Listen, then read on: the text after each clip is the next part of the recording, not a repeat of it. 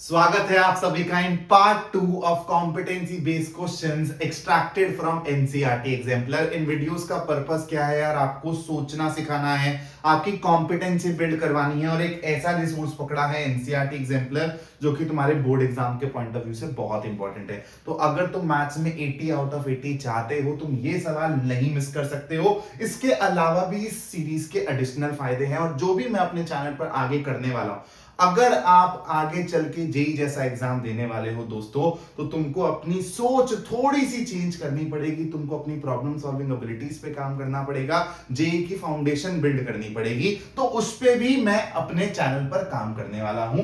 एक सवाल आप लोगों के सामने आपको दिख रहा है, 3 सवाल हैं आज के भी लेक्चर में और उसके बाद एक होमवर्क में सवाल दूंगा। बड़ा ही प्यारा सवाल है, वो होमवर्क वाला सवाल देख के ही जाना। पहले पार्ट में आपने अच्छा खासा अप्रिशिएट किया, प्यार दिखाया, थैंक यू सो मच। इस वाली वीडियो पे टारगेट करते हैं कि 100 लाइक हो और आप लोग अपने दोस्तों को शेयर करके 1000 व्यूज मेरे को दिखा दो, मजा आ जाएगा। तो भाई देखो, एक ना वर्ड प्रॉब्लम है और हो सकता है कि आप लोगों में से बहुत बच्चों ने ये वर्ड प्रॉब्लम करी होगी, लेकिन यकीन मानो जब ये वर्ड प्रॉब्लम आप as a fresher, as a noob, जैसे आपने क्वाड्रेटिक इक्वेशन का कॉन्सेप्ट पढ़ लिया और आपके सामने कोई ये सवाल लाके रख दे, आपने पहले इस सवाल को नहीं देखा है, तो 100 में से 95 स्टूडेंट्स, मैं लिख के दे रहा हूं आपको, ये सवाल नहीं बना पाएंगे क्योंकि इसकी लैंग्वेज बहुत टिपिकल है और एक इसमें करक्स कॉन्सेप्ट है जो इस सवाल को स्पेशल बनाता है। देखते हैं क्या कह रहा है सवाल। At present Asha's age is 2 more than square of her daughters Nisha's age. ठीक है, तो यार मान लेते हैं कि निशा की एज है x, प्रेजेंट एज निशा की है x, तो भाई आशा की प्रेजेंट एज क्या हो जाएगी? तो आशा की अगर मैं प्रेजेंटेज लिखना चाहूं, दिया हुआ है 2 more than the square of her daughters Nisha age, तो इसको स्क्वायर मारो और इसमें 2 ऐड करो। ये आपकी आशा की प्रेजेंट एज है। यहां तक तो इस सवाल में बिल्कुल भी जान नहीं है। अब सवाल में जान आएगी, यहां से लेके यहां तक की जो स्टेटमेंट है ना, एकदम लाजवाब है, आराम से सुनना।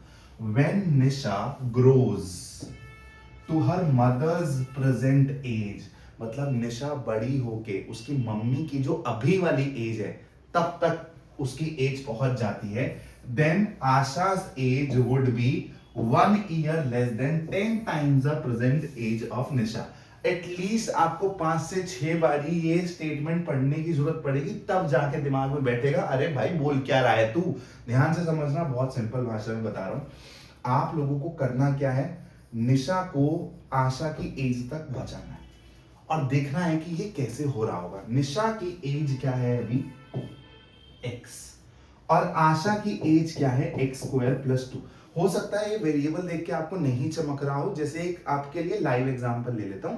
मान लो मेरी एज है 25 साल और मेरी मम्मी की एज है 45, तो मेरे को कितना टाइम और लगेगा अपनी मम्मी की एज तक पहुंचने में? 45 माइनस 25, दैट इज 20, माइनस करते हो तो निशा को आशा यानी कि अपनी मम्मी की एज तक पहुंचने में कितना टाइम लगेगा, आपको इसका सब्ट्रैक्शन बताएगा वो।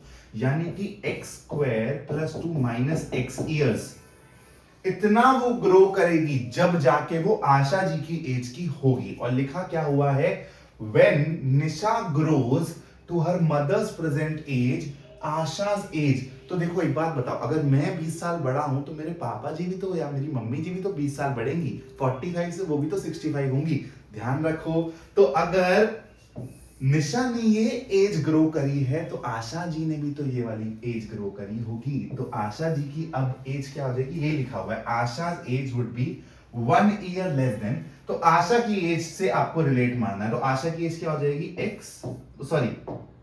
x स्क्वायर प्लस 2, ये उसकी प्रेजेंट एज, इतना ग्रो कर जाएगी आशा भी क्योंकि निशा उसकी एज तक ग्रो कर रही है ये ईयर्स को कंप्लीट करके, plus x square plus 2 minus x. और क्या लिखा हुआ है? Asha's age would be 1 year less than 10 times the present age. तो 10 गुना जो प्रेजेंट एज है निशा की, 10x माइनस 1। दोबारा से समझ लो, ये मत सोचना कि सर इसका यूज आपने आशा के साथ कैसे कर दिया, क्योंकि लिखा हुआ है, स्टेटमेंट पढ़ो कि निशा जब अपनी मम्मी की एज तक पहुंच जाती है तब आशा की जो एज होगी वो क्या होगी? 1 year less than 10 times the present age. इसलिए मेरे को निशा की प्रेजेंट एज यूज करनी है, लिखा हुआ है। बहुत ही टिपिकल सवाल है, आसान सवाल नहीं है, इसलिए सीरीज में लेकर आए होंगे। अगर नॉर्मल वर्ड प्रॉब्लम होती ना तो आपको यहाँ पे दिखती नहीं है। इसलिए अब आपको क्या करना है दोस्तों, इस इक्वेशन को सॉल्व करना है। क्विकली इस इक्वेशन को सॉल्व कर देते हैं। तो 2x² + 4 हो जाएगा ये 2x² -x है और यहाँ पे 10x है, तो ये हो जाएगा मेरा -11x। ठीक है, और ये हो जाएगा 4 और इधर से उठा के 5 ले आओ, है ना, ये हो जाएगा +5 = 0। यहाँ पर फटाफट से मिडल स्प्लिट कर देते हैं अपन लोग, तो मेरे को दिख रहा है -10 और -x हो जाएगा। तो 2x² -10x -x + 5 = 0। यहाँ पे फटाफट से 2x कॉमन ले लेंगे अपन लोग, तो यहाँ पे x - 5 बचेगा। यहाँ पे -1 कॉमन लेंगे तो यहाँ पर भी x - 5 बचेगा। तो x की वैल्यू एक आ रही है 5 और एक आ रही है 1/2। 1/2 को तो एकदम ही इग्नोर मार दो, तो x की वैल्यू हो जाएगी 5। तो निशा की एज क्या है 5 और आशा की प्रेजेंट एज क्या हो जाएगी x² + 2 यानी कि 27। 5 and 27 are the present ages of Nisha and Asha respectively। ठीक है, एक प्यारा सा सवाल है और यहाँ पर बस आप लोगों को मेरे को सोचना सिखाना है, क्योंकि आप इसको एक मेथड से कर लोगे, मैं आपको एक दूसरा मेथड और सिखाऊंगा जिससे आपको समझ आएगा कि एनालिटिकली सोचना कैसे होता है। tan theta increases faster than sin theta as theta increases। तो आप लोग बोलोगे सर हमने ना टेबल पढ़ी है ट्रिग्नोमेट्री की, तो sin थीटा की वैल्यू 0, फिर 1/2 जाती है, फिर 1/√2 जाती है सर, फिर √3/2 जाती है और फिर 1 को जाती है। लेकिन tan 0 से ही चालू होता है, फिर tan आ जाता है 1/√3 पे, फिर tan 1 पहुंच जाता है, 1 बड़ा है 1/√2 से। तो 0 से लेके 45 डिग्री में tan 1 पहुंच चुका है, जबकि sin अभी भी 1/√2 पे है। फिर यहाँ पे वो √3 पे पहुंच जाता है, इसके 2 गुना हो गया, और यहां तक जाते जाते तो वो ऐसा इंफिनिटी को अप्रोच करने लगता है। हम यहाँ पे एनडी लिखते हैं, लेकिन अगर आप आगे ग्राफ पढ़ोगे टाइम के तो आपको समझ आएगा कि एसिम्प्टोट बन जाती है। ये वर्ड को ज्यादा सीरियसली मत लेना, लेकिन उसका ग्राफ इंफिनिटी को अप्रोच करने लगता है। तो एक तो आप सिंपली ये देख के बोल सकते हो जो हर बच्चा बोल देगा, लेकिन आप लोगों को हर बच्चे में तो नहीं आना ना, तभी तो बात बनेगी अपनी। तो आप लोगों को एक और तरीका मैं दिखाता हूं, आप लोगों को बहुत इजीली समझ आ जाएगा। साइन थीटा का सिंपल सा मतलब है यार साइन थीटा बाय 1। बोलोगे सर क्या बढ़िया बात लिख दी आपने, इतनी ऑब्वियस बात को लिखता क्या। और अगर मैं बोलूं tan थीटा क्या है, तो आप लोग बोलोगे सर साइन थीटा बटा कॉस थीटा। साइन थीटा तो इंक्रीज हो रहा है, आज थीटा इंक्रीजेस, ये मेरे को पता है। तो यहां पर जो न्यूमरेटर है ये इंक्रीज होगा जब थीटा बढ़ेगा। ठीक है, tan थीटा के बारे में बात नहीं कर रहा, अभी मैं साइन थीटा के बारे में बात कर रहा हूं। कॉस थीटा भी तो तुमने देखा है कि 1 से फिर 0 की तरफ जाता है ना, डिक्रीज होता है। तो जैसे जैसे थीटा इंक्रीज हो रहा है, मेरा न्यूमरेटर तो इंक्रीज हो रहा है, लेकिन मेरा डिनोमिनेटर डिक्रीज हो रहा है। तो इसमें कंबाइंड इफेक्ट है। मेरी बात को ध्यान से समझना, एक तुम साइकिल चला रहे हो, एक नॉर्मली पैडल करके चला रहे हो, और साइकिल चलाते वक्त पीछे से तुमको कोई फोर्स दे दे, तो तुम्हारी स्पीड और बढ़ जाएगी ना। तो यहां पर तुमको ये दिख रहा है कि न्यूमरेटर भी बढ़ रहा है और डिनोमिनेटर भी घट रहा है, उससे ओवरऑल इंक्रीज ज्यादा बड़ा है। That is why tan theta increases faster than sin theta as theta increases. बात चमकी, मजा आया।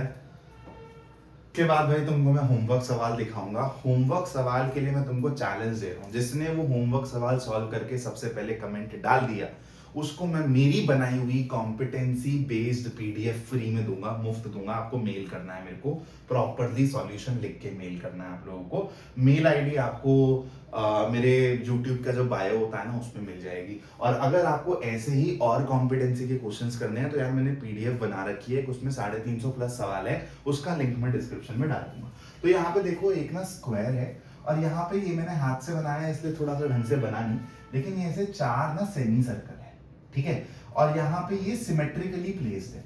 तो आपको ये जो आउटर रीजन है ना इसका एरिया बनाना है। अब आप बोलोगे सर इस सवाल में क्या खास है, ये सवाल आप क्यों करा रहे हो हमको, कैसे कॉम्पिटेंसी चेक हो रही है। देखो कॉम्पिटेंसी इस तरीके से चेक हो रही है कि तुमको रिलेट करना पड़ेगा, तुम्हारी ज्योमेट्री स्ट्रांग होनी चाहिए इस सवाल को सॉल्व करने के लिए। तुमको ये दिख रहा है कि सर ये 14 है तो ये भी 14 होगा, 3 यहां चला गया, 3 यहां चला गया, तो इसका मतलब है कि ये वाली जो चीज होगी ये किसके बराबर होगी, 14 - 6 यानी कि 8 के बराबर। अब आपको सोचना पड़ेगा यहां पर कि सर अगर मैं यहां पर ऐसे ये कंस्ट्रक्शन कर दूं तो आपको पता है क्या मिलेगा, ये एक स्क्वायर मिलेगा। और जो ये स्क्वायर की साइड है ना, ये आपका इन सेमी सर्कल्स का डायामीटर के बराबर है। तो आप लोगों को दिख रहा है कि अगर मैं स्क्वायर की साइड को x बोल देता हूं तो ये क्या हो जाएगा और ये क्या हो जाएगा, ये रेडियस है ना। और ये सारे के सारे सेमी सर्कल्स जो है वो आइडेंटिकल हैं दोस्तों। तो ये x है तो ये भी x होगा, और ये x/2 और ये भी x/2, क्योंकि रेडियस है ये, ठीक है। और मैंने आपको बता दिया स्क्वायर का साइड आपका डायमीटर के बराबर है। तो x/2 plus x/2 plus x यानी कि 2x आपका 8 के बराबर है, तो x आपका 4 के बराबर है। तो अब यहां से आपका सवाल ये सॉल्व होता हुआ आपको दिखाई देगा। अब आपको कुछ नहीं करना है, एरिया निकाल लो। सबसे पहले स्क्वायर का एरिया निकाल लो, जो कि हो जाएगा 16, और फिर ये दो सर्कल्स का, एक यहां से बन जाएगा सर्कल, दूसरा यहां से बन जाएगा, तो प्लस 2 पाई यानी कि 22/7 r square. And what is r equal to, ध्यान रखना ये पूरा 4 आया था तो इसका आधा 2 हो जाएगा रेडियस, आर का स्क्वायर यानी कि 4।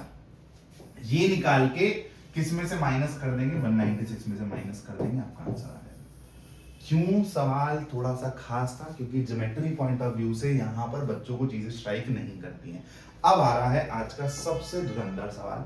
ये सवाल मेरी कॉम्पिटेंसी बेस्ड क्वेश्चन की बनाई हुई पीडीएफ में से है, तो बहुत ही स्पेशल सवाल है। हर बच्चा इस सवाल को नहीं सॉल्व कर पाएगा, लेकिन मैं चाहता हूं कि आप लोग कोशिश जरूर करो, है ना। कोशिश करने से शायद आप 2 चीजें 3 चीजें और नहीं सीखोगे। सवाल नहीं भी सॉल्व हुआ तो कोई बात नहीं, डिमोटिवेट नहीं होना, लेकिन नया सीखने को मिलेगा। एटलीस्ट मेहनत कर रहे हो आप लोग। इस सवाल को मैं अगले पार्ट में स्टार्टिंग में डिस्कस करूंगा। बता देता हूं सवाल क्या है। ये 2 सर्कल है C1 C2, C1 का रेडियस है 3 यूनिट, C2 का है 1, ऐसे टचिंग सर्कल्स हैं ये। और ये एक राइट एंगल ट्राइंगल है, बी पे 90 डिग्री है आप लोगों का। आपको AB की लेंथ बतानी है, सिर्फ और सिर्फ इतनी इंफॉर्मेशन दी हुई है। आप लोगों को कमेंट बॉक्स में इसका आंसर करना है, या फिर जो बच्चा मेरी कॉम्पिटेंसी की पीडीएफ फ्री में एकदम जीतना चाहता है वो मेरे को मेल करेगा विद प्रॉपर सॉल्यूशन, तो मैं उसको कॉम्पिटेंसी की पीडीएफ दे दूंगा। Thank you so much for watching this video. जय हिंद दोस्तों।